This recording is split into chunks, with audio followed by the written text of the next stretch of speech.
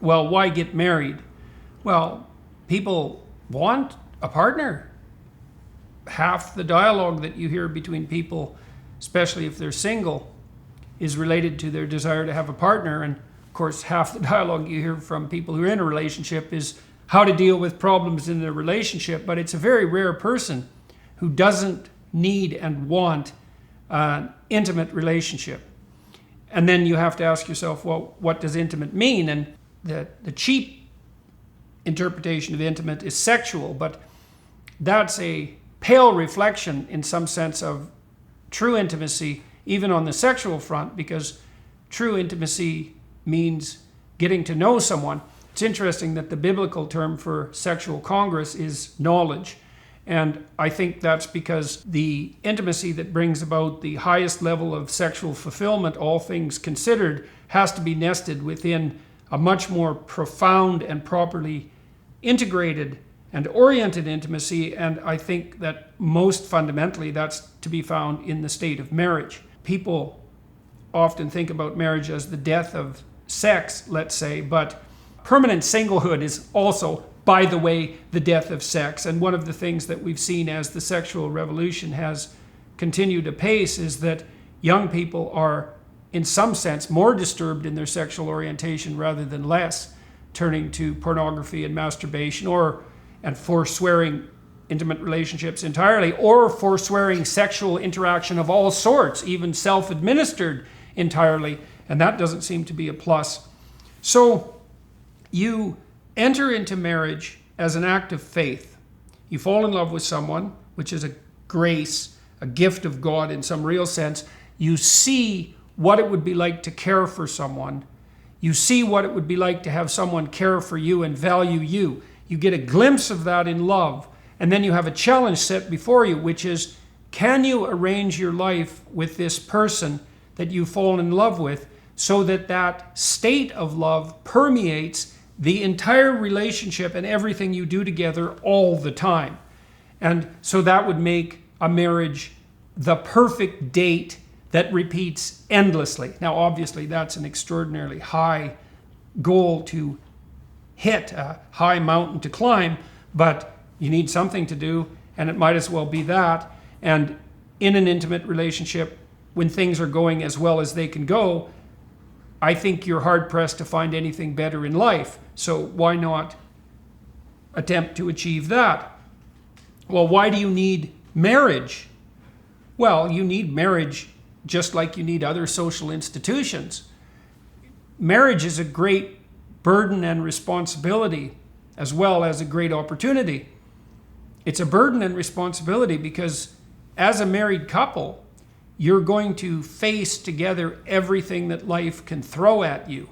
And so the difference between a casual affair, let's say, and a marriage is that the casual affair is all milk and honey, let's say. It's all pleasure, although it very rarely works out that way, but that's the theory. Whereas in the marriage, you have to contend with the harsh realities of all the dimensions of life. But you want to take that on voluntarily, and you want to share that with someone. And if you do that properly within the confines of a marriage, then you have someone to weave together the rope of the narrative of your life. And you have someone to bounce yourself off, and you have someone to improve yourself in relationship with, and you have someone that you have to take into consideration, like you should take yourself into consideration, and you have someone that you have to take into consideration over the longest possible span of time. And what that means is that you're forced, in a real sense, to perform the kind of sacrifice of impulsive hedonism that produces a true maturity. So let's say, imagine that you're only out for yourself. And maybe you are willing to use other people instrumentally, sexually, and your motivation is hedonism and pleasure come what may. It's like, okay, let's think about that. Well, what do you mean by pleasure? Do you mean pleasure in the next 30 seconds? Do you mean pleasure in the next 3 minutes? Do you mean pleasure tonight? And I'm asking because you might say, well, why not cocaine and hookers as a non-stop diet?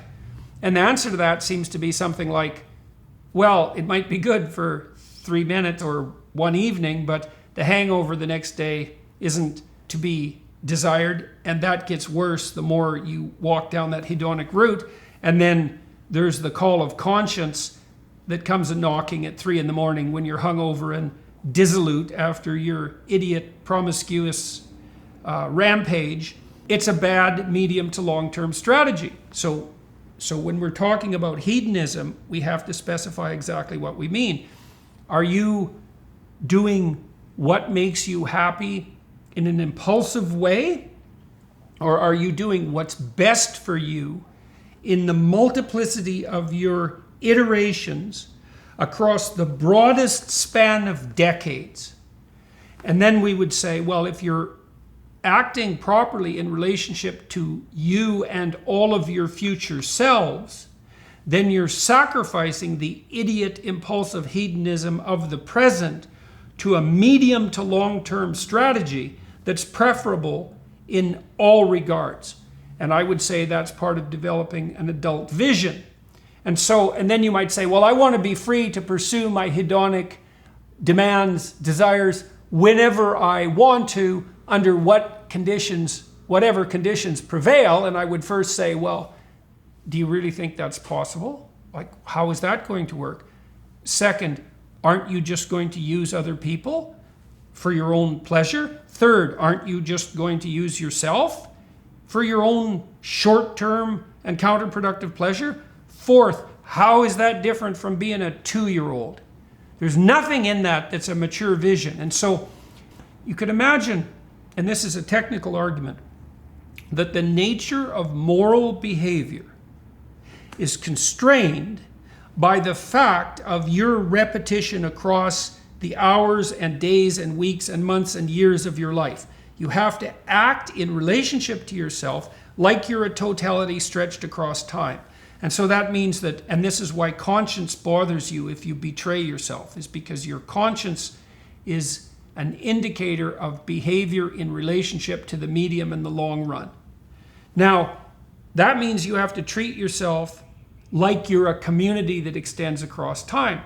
And one way of learning how to do that, that's very profound, is to shackle yourself to another person, say within the confines of a marriage, because then you know that, well, you're going to be with that person for the minutes and hours and days and weeks and years of your life.